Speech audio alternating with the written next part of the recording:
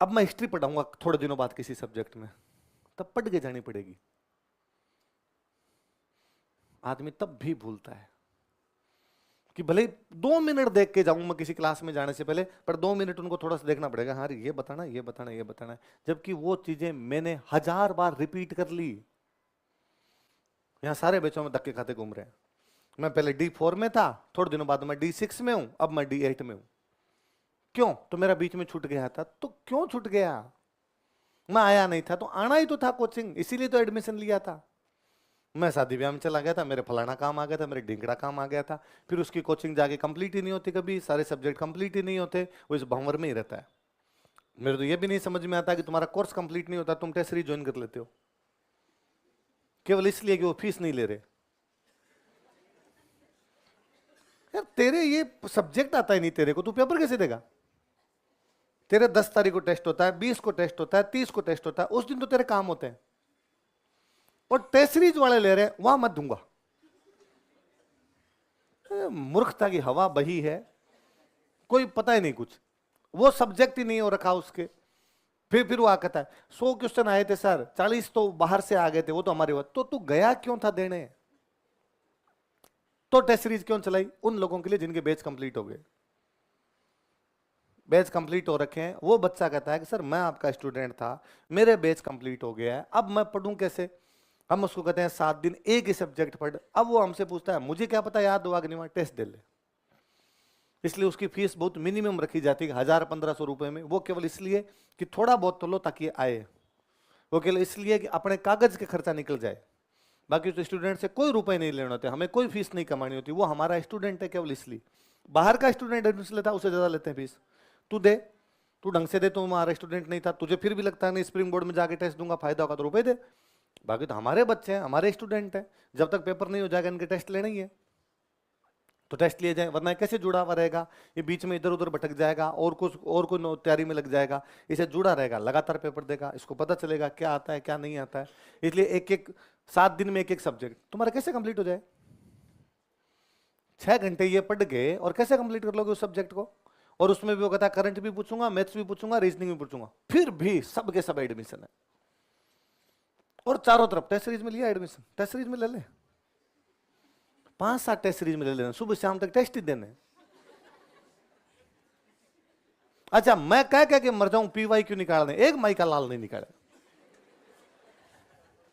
वो टेस्ट है ना पीवाई क्यों निकाल ले घर पे बैठ के, यू खुद से ना, नहीं नहीं ऐसे नहीं, खुद से नहीं होता, खुद से नहीं होता, बना बनाया मिले। कोई पेपर लाके आपके सामने रख दे, नंबर मेरे -28 आएंगे, पर मैं आऊंगा,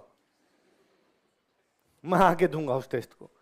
या वे बैच जो कंप्लीट हो गए, या वे बैच जिनके अब को थोड़ी बहुत चीज ही बची है, ज्यादातर चीजें कंप्लीट हो गई है, उनको लगता है कि नहीं सर अब, हालांकि हमारे तो ये 2 ही सब्जेक्ट बचे हैं, राजस्थान जीके बची है, पॉलिटी बची है, पर मेरी इकोनॉमी हो गई सर, मेरी ज्योग्राफी हो गई, अब उनका रिवीजन कैसे करूं? टेस्ट दे ले, तेरे को और कुछ पढ़ना नहीं है, ये थोड़ा बहुत पढ़ना, तेरे ये भी हो जाएगा। डेली तू 7 दिन इकोनॉमी पढ़ेगा, इकोनॉमी का रजिस्टर हो गया, तू 7 दिन विज्ञान पढ़ेगा, साइंस पढ़ेगा, साइंस वाला हो गया, इकोलॉजी पढ़ेगा, इकोलॉजी हो गया। धीरे धीरे धीरे धीरे तेरा पूरा सिलेबस एक बार कवर हो जाएगा। पेपर आएगा उसके नजदीक एक बार और पढ़ लेना उसको, तो 2-3 बार। टेस्ट सीरीज का मतलब केवल रिवीजन होता है, टेस्ट सीरीज का केवल मतलब ये होता है हमने जो पढ़ रखा वापस आउटपुट आ रहा है कि नहीं आ रहा। टेस्ट सीरीज का केवल मतलब ये होता है कि 1000 लोगों के बीच में मैं कहाँ स्टैंड कर रहा हूँ, ना कि टेस्ट सीरीज का मतलब ये होता है कि यूं जाके बैठना है। पर मैं नवीन जी को पूछता हूँ एडमिशन कि पहले शुरुआत में तो हम बैन करते थे कि रनिंग बैच का एक भी बच्चा टेस्ट सीरीज में नहीं आएगा, पर फिर बाद में आके उनकी पंचायत इसी प्रकार की होती है, हमें हक नहीं है क्या, हम स्टूडेंट नहीं है क्या? नहीं, हक तो तेरे को कही है, हक तो ये भी है कि तू डेली आए, पर तू आता कहाँ है? तो थोड़ा हमेशा ये सोचना कि किसी भी चीज से मुझे कितना फायदा है कितना फायदा नहीं है, न कि भेड़ चाल कि सुना सब जगह सुना test series test series test series आ गया। राइटिंग प्रैक्टिस करनी है, राइटिंग प्रैक्टिस करनी है, तो नीचे बैठे हैं जाके चेक कराए, कोई कितने लोग आंसर चेक करवाते हैं, पूरी एक टीम बिठा रखी है, उनको दिलीप सर हर महीने की तनख्वाह देते हैं। आप वो चेक करने वाले देखोगे तो वो अपनी कोचिंग में कोई 20-25 है, 5-7 सेंटर तो है, हर सेंटर पे 2-2 3-3 लोग तो बैठे हैं, सुबह अलग बैठते हैं शाम को अलग बैठते हैं, ये और है, तो 25-30 लोगों की टीम तो केवल इसलिए है कि बच्चों को कॉपियां चेक करे। पर मैं देखता हूं कुछ फिक्स चेहरे हैं जो उनके पास खड़े रहते हैं, इवन मुझे लगता है चेक करने वाले भी पहचान जाते हैं कौन कौन आते हैं। वो उनके पास खड़े रहेंगे, उन 15 मिनट वाले गैप में भी खड़े रहेंगे, बाद में भी खड़े रहेंगे, उनसे सवाल पूछते रहेंगे, ऐसा क्यों लिख दूं, वैसा क्यों लिख दूं। टेस्ट सीरीज वाला वो चेक करने वाला अपने हिसाब से बता रहा होता है, बाकी जिंदाबाद है। बाकी को ये लगता है कि ये जो 15 मिनट का गैप हुआ है, इसके अंदर बाहर जाके जितनी मटर गश्ती कर सकता हूँ करके वापस आऊं, वो इंतजार में इसी में रहता है कि बस मुझे बाहर जाना है, बाहर जाके आना है। तो थोड़ा आदमी खुद का फायदा तो देखता होगा। मनुष्य की क्या यही तो है, मनुष्य का, पशु भी खुद का फायदा देखता है। तो तुम मनुष्य हो, थोड़ा तो देखा करो किन से हमें फायदा होगा, किन से फायदा नहीं होगा। इसलिए ये 7 दिन ऑनलाइन रहना बंद कीजिए, वरना मैं लिख के देता हूं इन 7 दिनों का तो आपको जिंदगी में याद नहीं होगा। ये भ्रम है आपका, वहम है आपका बहुत ढंग से कि आप इसको पढ़ लोगे। मैं कहता हूं क्लास के सारे टेस्ट देने शुरू कीजिए, जो टेस्ट होते हैं वो क्लास वाले सारे टेस्ट दीजिए जब तक बेस कंप्लीट ना हो जाए।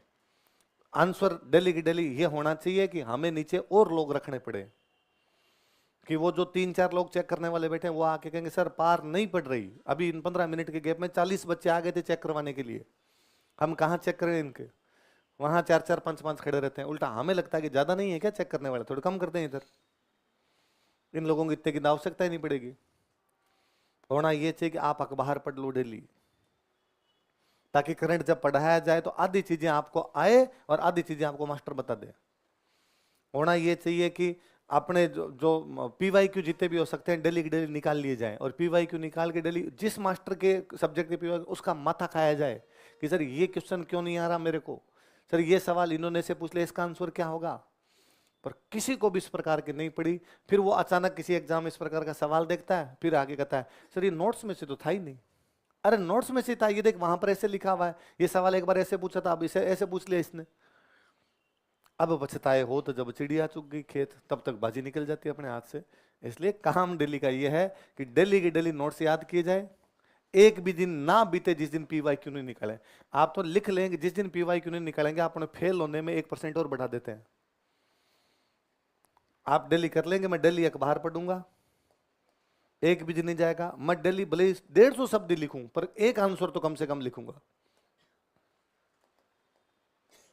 कुछ ना कुछ तो उसके अंदर लिख के लाऊंगा। मैं सारे के सारे क्लास में जो टेस्ट होता है वो दूं, क्लास में जो टेस्ट होते हैं वो सारे के सारे दूंगा। पर ना, क्लास में चल रही है राजस्थान जी के पॉलिटी इकोलॉजी, उसको घर पे जाके पढ़नी है ज्योग्राफी, क्योंकि संडे को उसका टेस्ट है। और चूंकि पूरी ज्योग्राफी पढ़नी है इसलिए वो यही पढ़ता है, इसलिए वो जो 3 सब्जेक्ट चल रहे हैं वो नहीं पढ़ता है, तो अब वो बेक लोग है। अब जब उनका टेस्ट आता है, सर जो पढ़े थे उसमें भी नंबर नहीं आ रहे थे, कैसे कैसे आते हैं नंबर, चीजों को याद करके जाते हैं तब। मुझे पढ़ाते हुए 15 साल हुए हैं, 2012 में लास्ट में पढ़ाना शुरू कर दिया, 26 आ गए, 14 साल तो हो गए, 13-14 साल तो पूरे हो गए। उसके बावजूद मैं अभी आपको कल्चर पढ़ा रहा हूँ, कल्चर कल्चर चल रही है अपना। आजकल मेरे सारे बैच में कल्चर चल रही है, इसमें कल्चर D4 में नीचे पढ़ा गया था उसमें कल्चर चल रही थी, शाम को मैं उसमें D3 में जाता हूँ उसमें कल्चर चल रही है, सब इंस्पेक्टर वाले बैच में जाता हूँ उसमें कल्चर चल रही है, केवल इस एक नए बैच को छोड़ के बाकी सब में कल्चर चल रही है। अब मैं हिस्ट्री पढ़ाऊंगा थोड़े दिनों बाद किसी सब्जेक्ट में, तब पढ़ के जानी पड़ेगी। आदमी तब भी भूलता है कि भले 2 मिनट देख के जाऊं मैं किसी क्लास में जाने से पहले, पर 2 मिनट उनको थोड़ा सा देखना पड़ेगा, हाँ ये बताना ये बताना ये बताना है, जबकि वो चीजें मैंने 1000 बार रिपीट कर ली, 1000 बार बोली वो चीजें, और तुम्हें लगता है कि क्लास में नोट्स लिखने से तुम्हें याद हो जाएंगे। चीजें पढ़नी नहीं है, चीजें याद करनी है, बढ़नो को नहीं गुणनो है, मनन करना उनका बार बार होना ये चाहिए कि उठते बैठते सुबह शाम वो चीजें चलेगी तब भी याद हो पाएगी, वरना कैसे याद कर लेंगे उन चीजों को। पर आप इन चीजों पे कोई ध्यान नहीं देते।